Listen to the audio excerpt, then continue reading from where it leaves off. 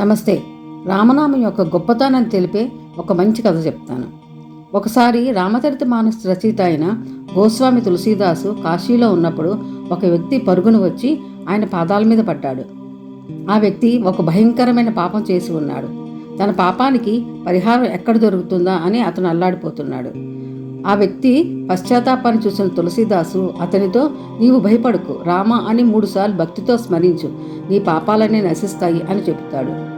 ఆ వ్యక్తి తులసీదాస్ చెప్పినట్లే చేసి తన మనసు తేలిక పడిందని, పాప విముక్తి లభించిందని నమ్ముతాడు.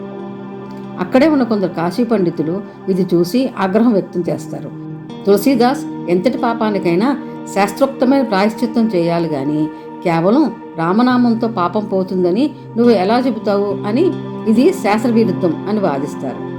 దానికి తులసీదాస్ ప్రశాంతంగా, శ్రీరామనామానికి ఉన్న శక్తి గురించి మీకేం తెలుసు, ఆ నామం సకల పాపాలను దహించే అగ్ని వంటిది అని సమాధానం ఇస్తారు. పండితులు ఒప్పుకోలేదు. సరే, శివయ్య వాహనమైన ఈ రాతినంది గనక ఆ వ్యక్తి చేతి నుంచి ఆహారాన్ని స్వీకరిస్తే నువ్వు చెప్పింది నిజమని మేము నమ్ముతాము అని సవాలు విసురుతారు.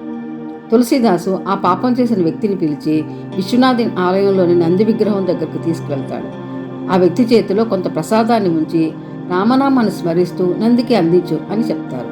ఆశ్చర్యంగా అందరూ చూస్తుండగానే ఆ రాతినంది విగ్రహం ప్రాణం పోసుకున్నట్లుగా తల ఊపి ఆ వ్యక్తి చేతున్న ఆహారాన్ని స్వీకరిస్తుంది. ఈ కథ మనకు 2 విషయాలను నేర్పిస్తుంది. నమ్మకం, రామనామం మీద సంపూర్ణ విశ్వాసం ఉంటే అది అసాధ్యమైన దానిని కూడా సుసాధ్యం చేస్తుంది. పరివర్తన, ఒక వ్యక్తి ఎంతటి తప్పు చేసినా నిజమైన పశ్చాత్తాపంతో భగవంతుడి నామాన్ని ఆశ్రయిస్తే ఆ భగవంతుడు అతన్ని క్షమిస్తాడు. రామ అనే నామం అద్దం లాంటిది. మన మనసులోని మాలిన్యాన్ని కడిగేసి మనల్ని నిర్మలంగా మారుస్తుంది.